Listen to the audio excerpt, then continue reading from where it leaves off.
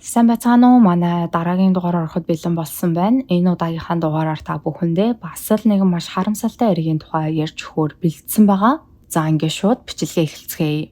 Ариадна Фернанди Лопес нь 1995 оны 7 дугаар сарын 5-нд Мексикт төрсөн бөгөөд тэрээр багаасаа нэлээд хүндхэн амьдралтай.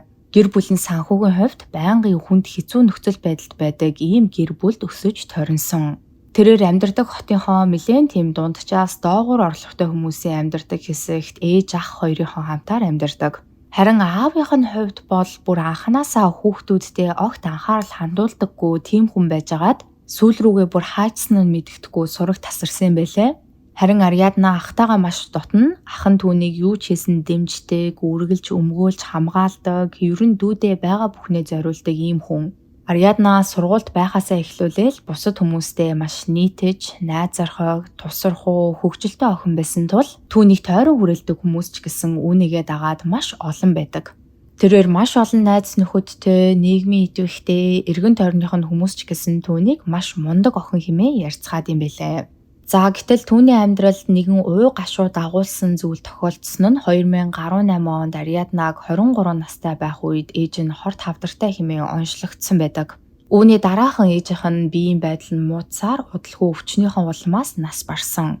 Мэдээж ээжийнх нь ийхүү хорт хавдрын улмаас нас барсан нь Ариадна болон түүний ахт нь ямар аимшигтай хүн дээр туссан гэдэг нь бол ойлгомжтой. Ээжигээ нас барсны дараа Ариадна хэсэг ганцаараа амьдарч байгаад нэгэн залуутай танилцсан, үерхэж эхэлсэн бөгөөд удалгүй хамтдаа амьдарч бүр цаашлаад жирэмсэн болоод 9 сарын дараа хүүгээ үлгийдээ авсан байдаг. Ариадна болон түүний найз залуу хоёрын харилцаанд нэлээд олон асуудлууд үе үе гарч ирдэг байсан ч Ариадна хүүхдээ төрүүлсэний дараа энэ бүхэн нь байхгүй болно хэмээн найдажсэн. Гэхдээ мэдээж харамсалтай нь тийм зүйл болоогүй. Хүүгээ төрүүлснийхаа дараа найз залуутайгаа харилцаа нь улам л муудсаар сүүл рүүгээ зүгээр л гадны танихгүй хүмүүс шиг нэг нэгнтэйгээ харилцах болсон байгаа. За ингэж явсаар удалгүй тэд салсан. Ийхүү найз залуугаасаа салсныхаа дараа Ариадна хүүхдээ болон өөрийгөө тэжээхийн тулд хүүхдээ харахынхаа хажуугаар ажил хайж эхэлсэн байдаг. Уг нь гэрээс нь нэлээд зайтай хотын төв рүүгээ байрладаг нэгэн өндөр зэрэглэлийн ажилд авахтаа хүртэл маш өндөр шалгуураар авдаг бааранд бартендер ажилд авч байгаа гэдгийг нь Арианда сонсоод очиж уулзаад ямартай ч ажилд орсон. Гэтэл үүний дараахан удалгүй ковидын хөл хорионы үе эхлээд Арианда дахиад ажилгүй болцсон. Гэхдээ тэрээр ковидын хөл хорио багасаад бизнесүүд буцаад хэвийн байдлаар үйл ажиллагаагаа явуулаад эхлэх үед өөрийнхөө байнга мөрөөдөж явсан гоо сайхны салааноо нээж чадсан байдаг. Үүнийхээ дараа тэрээр өөр нэгэн залуутай танилцсан, удалгүй эргэж эхэлсэн ба түүний шинэхэн бизнес нь ч гэсэн нэлээд сайн ашигтай ажиллаад ерөн л түүний хувьд гэгээлэг аз жаргалтай өдрүүд үргэлжилж исэн. За ингээд бүх зүйл хэвийнээр сайхан үргэлжилж байтал Ариадна нэгэн найзынхаа зохиосон үдшилэг дээр Ваниса гэх эмэгтэйтэй танилцдаг. Ваниса Ариаднад анх уулзаад шууд таалагдсан. Учир нь Ваниса маш нээлттэй, хүмүүстэй хурдан дотносдог, хэлэх гэсэн зүйлээ шууд хэлждэг, ер нь нэг тийм нэлээд өөр их өрөө. Түүний энэхүү байдал нь Ариаднад маш ихээр таалагдсан байгаа. Ваниса өөрөө нэлээд нээлттэй хүн болохоор ер нь маш өргөн танилын хүрээтэй. Түүнийг мэддэг хүмүүс зарим нь Ванисаг нэлээд ширүүн догшин зантай, огцом өөрчлөгдөж, түргэн шийдвэр гаргадаг. Хэрэгтэй гэх юм бол хэний ч араас хутгалахад бэлэн гэж ярьдаг бол харин зарим нь Ванисаг маш цагаахан гэгээлэг хүн, хүнд муу буруу юм сандаггүй хэмээн түүний талаар ярьдаг. За анх уулзсан цагаасаа эхлүүлээл Ариадна, Ваниса хоёр нэг нэгэндээ таалагдсан тул тэд ойр ойрхон уулзаж хамтдаа цагийг өнгөрөөх болсон. Ингэхдээ тэд ихэвчлэн Ванисагийн таньдаг найзуудынх нь үдшилэг рүү хамтдаа явцгаадаг. Харин тэдний очдог тэрхүү үдшилгүүд дээр Ванисагийн найз нь гээд Ротел гэх эрэгтэй бараг байнга байж идэг. За энэхүү эрэгтэй гэрэн тойрных нь хүмүүс Рот гэж дууддаг юм бэлээ. Би бас амарчлаад цаашид Рот гэж дуудаа явчихъя. Хачирхалтай нь Ротыг яг юу хийдэг, яаж мөнгө олдгийг мэддэг ганц ч хүн байдаггүй. Ерөнхийдөө бол яхав ямар нэг буруу юм хийдэг гэдгийг нь хүмүүс гадралдаг. Гэхдээ баттай мэдэх хүн ерөөсөө байхгүй. Ванисагийн нэгэн адилаар Рот бас нэлээд өргөн танилын хүрээтэй, маш олон хүмүүсийг таньдаг, цаашлаад нэлээд хөрөнгө чинээтэй гэдгээрээ бас алдартай. За ингээд Ваниса, Ариадна, Рот хоёрыг танилцуулаад Ротод бол Ариадна анхнаасаа л шууд таалагдсан. Ариадна ч Ротыг соёлтой, боловсралтай, өөрийн бизнестэй мундаг залуу гэж бодсон байгаа. Ер нь бол ийнхүү Ариадна, Ваниса, Род 3 байнга хамтдаа цагийг өнгөрөөх болсон. Гэхдээ энэ үед Ариаднаг Ванисатай танилцуулсан найзууд нь түүнд анхааруулан "Ванисад битгий их итгээрэй, болгоомжтой байгаарай. Чиний нийлээд байгаа энэ хүмүүс чинь нэлээд эвгүй гарууд шүү. Род ч гэсэн харагддгаасаа тис ондоо. Наад хоёр чинь нийлж агаад юу ч хийж магадгүй хүмүүс шүү" гэж бүр сануулж исэн юм байлээ. Гэхдээ Ариадна бол тэдний яриаг нэг их тоогоогүй. Ваниса Род хоёртой уулзаад үдшилгүүдээр хисээд цагийг зугаатаа өнгөрөөх нь түүнд өөрт нь таалагдчихсэн болохоор буруудаад байх зүйл байхгүй л гэж бодсон байгаа. Гэхдээ Ариаднагийн нэг олж анзаарсан зүйл нь гэвэл Ваниса түүнийг Родтэй илүү ойртуулж дотносуулгаад хичээл зүтгэл гаргаад байгаа юм шиг өөрт нь санагдчихсэн. Род ч гэсэн өөрөө хэд хэд удаа Ариаднаг зүгээр оройн хоол нэрээр болзоон дураад бүр цаашлаад "Чи ганц бие ээж, хүүхдээ өөрөө хардаг, бас хажуугаар нь өөрийнхөө бизнесийг босгох гээд хэцүүл байгаа байх. Хэрвээ чамд тусламж хэрэгтэй бол би хизээд туслахад бэлэн. Би чамайг хүүхэдтэй чи хамт халамжлаад санаа тавиад аваад явчих чадна" гэх мэт зүйлсийг хүртэл ярьсан байгаа.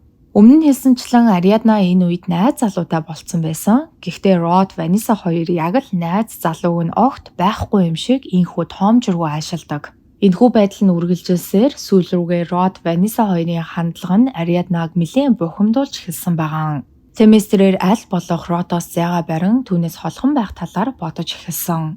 За 2022 оны 10 дугаар сарын 30-нд Ваниса Ариаднаг өөрийнхөө зохион байгуулж байгаа жижигхэн үдшилэг маягийн зүйлд урьсан байдаг. Тэрхүү үдшилэг нь хотын төвийн нэгэн ресторанд болох бөгөөд нэх олон хүн ирэхгүй, цөөхөн тэгээд хамт байхад тухтай хүмүүсийг л урина хэмээн Ваниса хэлсэн байгаа. Гэхдээ тэнд нь Род байна гэдг нь бол мэдээж ойлгомжтой. Родоос болоод Ариадна тэрхүү үдшилэгт нь очимооргүй байсан ч гэсэн Ванисаг гомдчих байх гээд ямар ч байсан үдшилэг дээр нь очихоор болсон байдаг.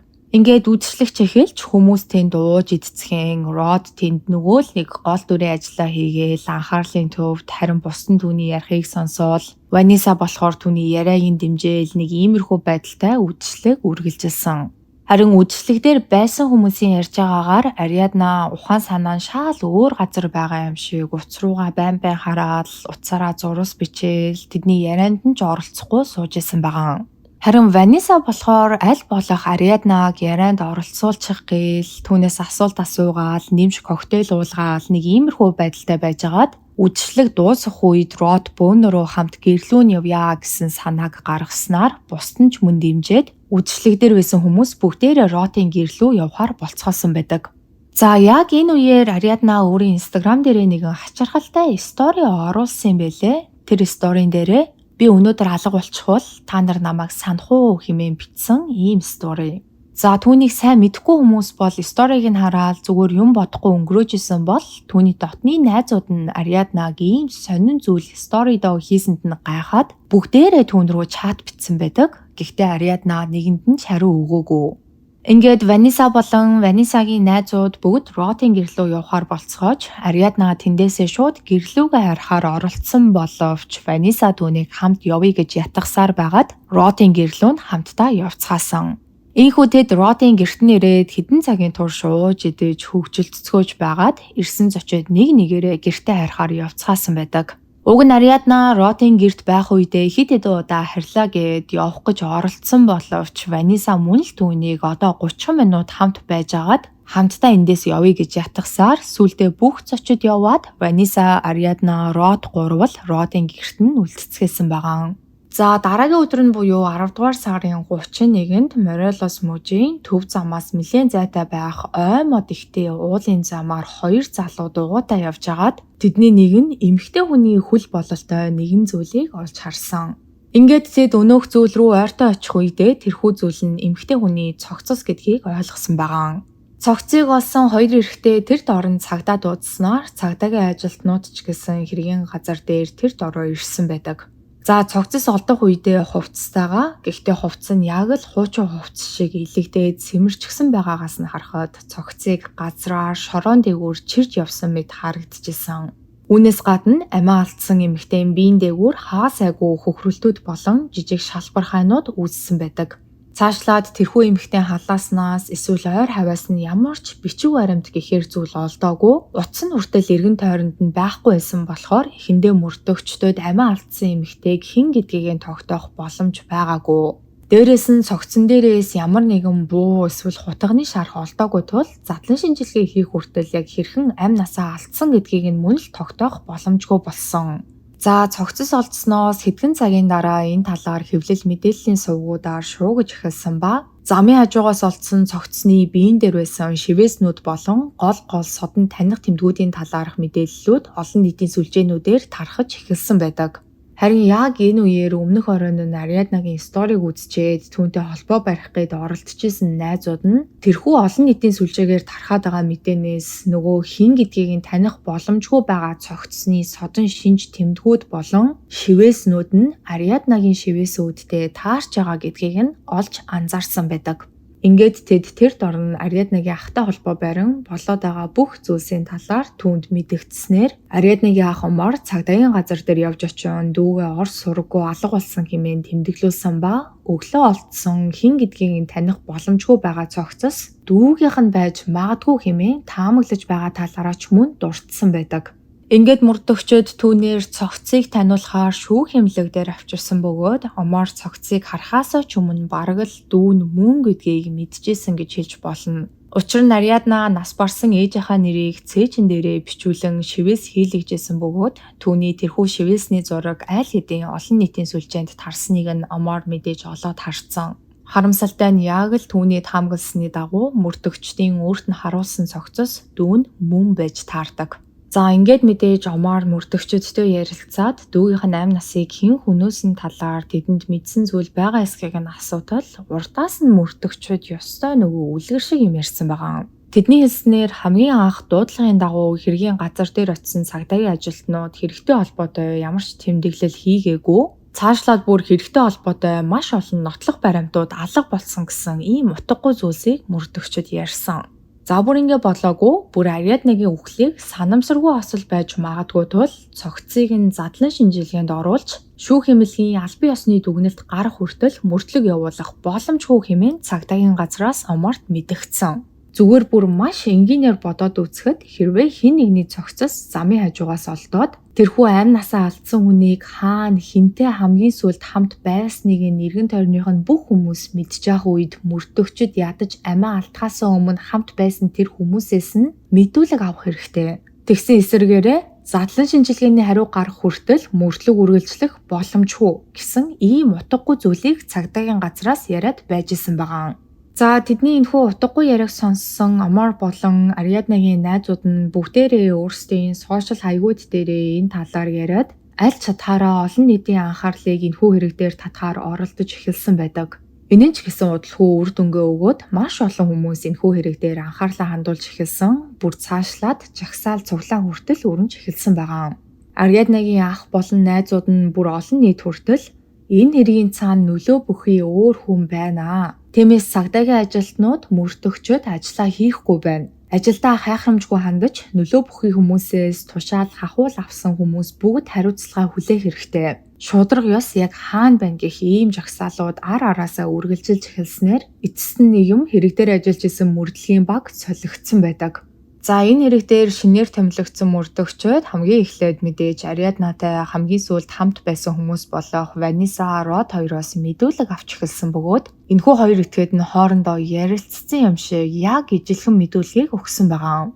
Тэд хэлэхдээ үдшилэг тарсны дараа Ариадна таксидуудад ганцаараа явсан. Түүний хаашаа явсныг нь бол мэдэхгүй байна гэх ийм л зүйлийг ярьсан байгаа. Гэхдээ тэдэнд Ариаднаг яг яаж такси дуудаад ямар таксинд суугаад явсан талаар нь мэдэх зүйл байгаагүйгээс гадна ер нь Ариаднаг яг таксинд суусан гэдгийг нотлох зүйлч байгаагүй.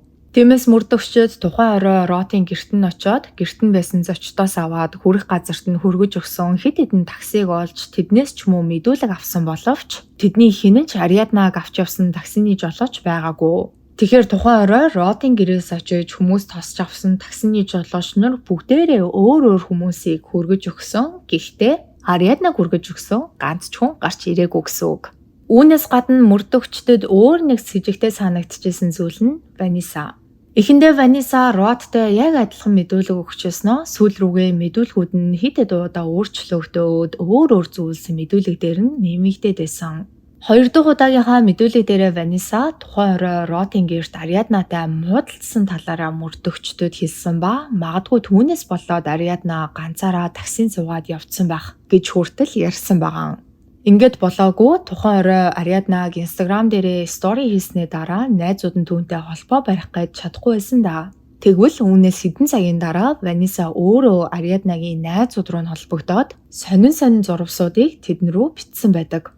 За бүр тэрхүү зурвсуудынхаа нэгэнд нь Ваниса Ариаднаг өөрийгөө гэмтээхүй гэхээс би айж байна. Тэр саяхан таксинд суугаад хааныг тийшээ явчихлаа. Дараа нь ямар нэгэн болвол би сэжиглэгдвэл яах вэ гэсэн ийм зүйлсийг бичсэн бэлээ.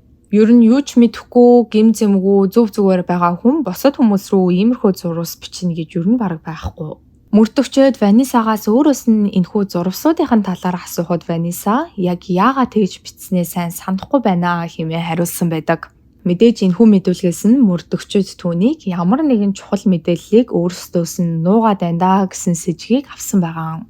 За энд өөр нэг зүйлийг дурдж хэлэхэд энэ бүхэн бол Мексик улсын Морелос гэх жижигхэн мужид болоод байгаа зүйлс. Өмнө нь хэлсэнчлэн олон нийт энэхүү хэрэгт анхаарлаа хандуулад шудраг ёсны төлөө тэмцэж эхэлснээр Морелос мужийн цагдаагийн газраас явуулж исэн мөрдлөгийн үйл ажиллагааг зогсоогоод Мексикийн нийслэл Мехико хотын мөрдөгчд болон шинжээчид энэхүү хэрэг дээр томилогдсон ажиллаж эхэлсэн байдаг.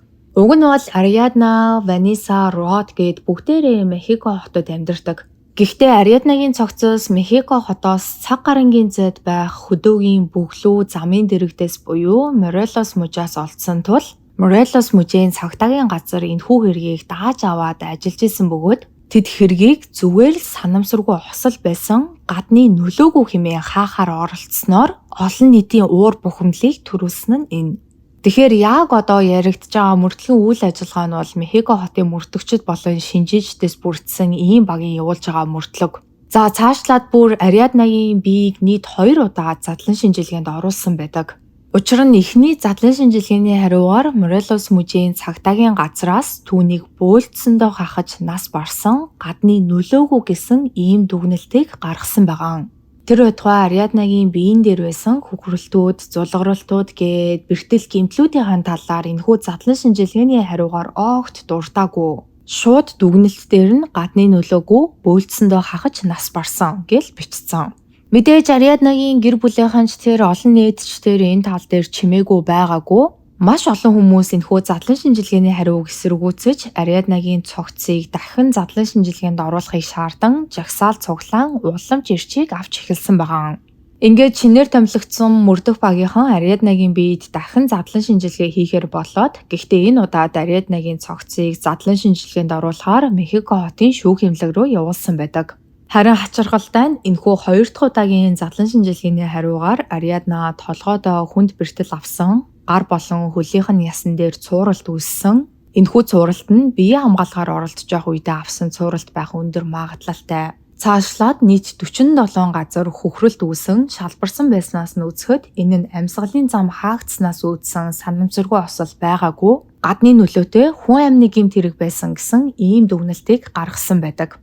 За ингээд Ариаднагийн нас барсан явдал нь гадны нөлөөтэй хүн амны хэрэг гэдэг нь ийхүү батлагдсны дараа мөрдөгчөд Ротын амьдардаг орон сууцны гараажинд байх хяналтын камерыг шалгаж үзсэн ба 30-наас 31 шилжих шөнө энд харагдж байгаачлан Рот ямар ч ухаангүй аль эсвэл бүр айл хэдийн амьсгал хураасан байх Ариаднагийн биеийг мөрөн дээрээ давуулан өргөөд машин руугаа зөөж байгаа бичлэг нь хадгалагдан үлдсэн байсан. Цаашлаад мөрдөгчөд түүний утасных нь байршлыг шалгаад үзэхэд яг тухайн цагт Род машинтайгаа гараажнаас өдлөөд Ариаднагийн цогцос олдсон тэрхүү зөөгт явж исэн гэдэг нь мөн тогтоогдсон байдаг. Энэ бол мэдээж маш том хөдөлшгүй нотлох баримт. Энэхүү нотлох баримтын дагуу Ваниса Род хоёрын өгсөн мэдүүлгүүд нь ч гэсэн бүгдээрээ худал хуурмаг мэдүүлэг байсан гэдэг нь мөн тодорхой болоод ирж байгаа. За ингээд мөрдөгчөд Ванисаг хүн амны гэмт хэргийн сүжигтнэр саатуулан хорсон. Родыг барих гэсэн боловч тэрээр хаашаа ч юм зүхтаад алга болцсон байжгаад Ариаднагийн биеийг машин руугаа зөөж байгаа дүрс бичлэг нь олон нийтэд цацагдах үед өөрөө цагдаагийн газар дээр өмгөөлөгчдийн хамтаар ирсэн байдаг. Ингэхдээ тэрээр анх өгсөн мэдүүлгээ худал мэдүүлэг байсан гэдгийг хүлээн зөвшөөрөөд шинээр нэг иймэрхүү зүйл ярьсан. Үдшилэг дууссаны дараа би Ариаднаг манай зочны өрөөнд ямар ч ухаангүй байхад нь олсон. Хүмүүс намайг түүнд ямар нэг зүйл хийсэн гэж бодохгүй хэмээн айсандаа би түүнийг гэрээсээ өөр газар аваачиж орхихоор шийдсэн юм. Тэрнээс өөрөөр би түүнд ямар нэг зүйл хийгээгүй, амь насыг нь хөнөөгөөгүй гэсэн нэг иймэрхүү зүйлийг ярьсан байдаг.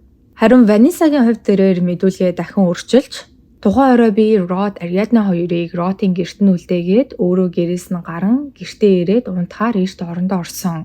Намайг явсны дараа тэдний хооронд яг юу болсныг би огт мэдэхгүй байна хэмээн ярьсан байдаг. Гэхдээ бидний мэдж байгаачлан Ваниса юу орондоо ороод унтах Ариаднагийн найзууд руу зурус бичээд Ариадна ганцаараа гэрлүүгээ явчлаа. Тэрний биеийн өвдөөд сэтгэл санаа таагүй байх шиг байна гэх мэт маш олон худал зурвсуудыг найзууд руу нэлгээж исэн. Тэгэхээр түүний шинээр өгсөн мэдүүлгээс нь хүртэл харахад ямар нэгэн зүйлийг мэдж байгаа хэрнээ нуун далдлахаар оролдож байгаа гэдг нь тодорхой болоод ирж байгаа. Үүгээр зогсохгүй Ваниса Род хоёрын утсан дээрээс тэдний хоорондоо бичигдсэн мессежүүд нь мөн олдсон байдаг. Яхаа тэд мэдээж утсан дээрээсээ бол айл хэдийн мессежүүдэд устгацсан байсан. Гэхдээ цагдаагийн газраас устгасан мэдээллүүдийг нь сэргээгээд шалгаад үзэхэд тэдний хоорондоо харилцсан мессежүүд нь яг л өгөх мэдүүлгээ хоорондоо нийлүүлж байгаа юм шиг тиймэрхүү өнгө аястай зурвсууд байдаг. Жишээ нь Род Ваниса руу Юсгэд Ариадна манахаас гараад явсан таксинд суусан байх. Гэхдээ ямар такси гэдгийг нь бидний хинэн ч мэдэхгүй. Uber бол биш байх. Гэхдээ Ваниса хариуд нь анхаа тэгсэн. Гэхдээ нэг иймэрхүү худал хуурмаг зүйлсийг хоорондоо бичилсэн нь дараа нь цагдаад мэдүүлэг өгөхдөө бэлтжижсэн явдал нь хэмээн мөрдөгчөд үздсэн байдаг. Тэгээ энэ хоёрын ярьж байгаа ачлан яагаад Uber биш гэж хэлээрээ гэж хоорондоо ярьсан нь болохоор мэдээж хэрвээ Uber дуудсан байх юм бол мэдээлэл нь харагдана. Тийм болохоор Uber биш гэдгийг нь бүр ингэж тусад нь онцолж байгаа л гэсэн үг. За үүнээс гадна өөр нэг чухал зүйл гэх юм бол Морелос мужийн цагдаагийн газрын ажилтнуудад ч гэсэн давхар шалгалт явуулсан байдаг. Учир нь Род зүгээр ч нэг Ариаднагийн цогцыг тохиолдлоор Морелос мужид аваачаад орхичоогүй гэдэг нь ойлгомжтой. Цаашлаад Морелос мужийн цагдаагийн газар хүн амны гэмт хэргийг нуун далдлахаар оролцсон гэж үзэж болохоор маш олон с ิจ гтэй үйл ажиллагааг мөрдлийн үеэр явуулсан тул цагдаагийн газрын ахлагч нь мөн баригдаад хоригдсон байгаа юм байлээ. Өмнө нь хэлсэнчлэн Род маш олон хүн таньдаг. Маш өргөн танилын хүрээтэй. Тэгэхээр хэрвээ Ариаднагийн цогцыг Морелос мужид аваачаад хайчвал танилуд нь түүний хэргийг хаацаалаад золгүй осол гэсэн нэрээр хэргийг нь хаачнаа хэмээн төлөвлөжсэн байгаа. За цаашлаад Род Ваниса хоёрын хин нь хэрэгээ хүлээгээгүй тухайн өдөр юу болсон талаар үнэн зөв мэдүүлгийг өгөөгүй болохоор тухайн орой Ариаднад яг юу болсон талаар бүх зүйлс яг 100% тодорхойгүй хэвээрээ үлдсэн. Мөрдлөгийн үеэр Ванисаг хэрэг гарах үед Родын гэрээс нь айл хэдийн гараад явцсан байсан гэдгийг нь нотлох баримтаар тогтоосон юм байлээ. Гэхдээ нотлох баримтууд Ванисаг болсон бүх зүйлийг мэдчихсэн мөртлөө худал мэдүүлэг өгч хохирогчийн найзууд руу нь хүртэл төөрөгдөл үүсгэхийн тулд янз бүрийн зурвсуудыг бичээд Ротын хийсэн зүйлийг ёстой нөгөө байдаг чадлаараа хамгаалж исэн гэдгийг нь баталсан. Тиймээс тэрээр ч мөн одоогоор хүн амны гэмт хэргийн с ิจ гтнэр хоригдож байгаа. Харин Ротын хувьд бол тухайн орой энэхүү этгээд нь Ариаднад бие махбодын хүчирхийлэл үзүүлж бүр амьд нь хүрсэн гэдг нь мөн батлагдсан. Гэхдээ энэхүү хоёр этгээдийн шүүх хурал нь хараахан эхлэегүй байгаа болохоор яг ямар ял шийтгэл авах нь одоогоор тодорхойгүй байгаа. Гэхдээ шинжээчдийн таамаглаж байгаагаар хэрэг гарсан орой Род Ариаднагийн биед ямар нэг байдлаар халтгаар оролцсон байх боломжтой. Магадгүй бэлгийн хүчирхийлэл үзүүлэхээр оролцсон. Харин Ариадна үүнийг эсэргүүцэх үед Род уурлаад түүнийг зодож хүчирхийлж эхэлсэн. Яг шинжээчдийн энэхүү таамаглал дээр үндэслээд Род Ваниса хоёрын хэрэг нь homicide буюу хүн амны гэмт хэрэг биш, femicide буюу хүүсэн дээр тулгуурласан хүн амны гэмт хэрэг гэж үзэгдэж байгаа юм байлээ. Тэгэхээр хэрвээ шүүгчид Ваниса Род хоёрыг хүүсэн дээр тулгуурласан хүн амны гэмт хэрэг хийсэн гэж үзэх юм бол ойролцоогоор 70 жилийн хорих ялыг оноох өндөр магадлалтай. За ингээд энэхүү хэргийн талаар олон нийтэд ил болсон мэдээллүүд гэвэл нэг иймэрхүү байна. Та бүхэн маань бас энэ хэргийн талаар юу гэж бодож байна? Өөрийн хувийн бодлоо доор сэтгэл хэсэгтүүлдэж бусадтайгаа мөн хуваалцаарай. Өнөөдрийн та бүхэндээ ярьж өгөхөөр бэлдсэн бичлэг маань энэ түрээ дуусж байна. Миний оруулдаг бичлэгнүүд таалагддаг бол лайкаа дараарай, subscribe дараарай. Хажууд нь байгаа хонхон дээр дарах юм бол намайг шинэ бичлэг хийх болгонд та бүхэнд мэдээлэл очих болно шүү. За ингээд дараа 7 хоногийн мегмар гарагт шинэ дугаараар уулзтлаа. Түр баяртай.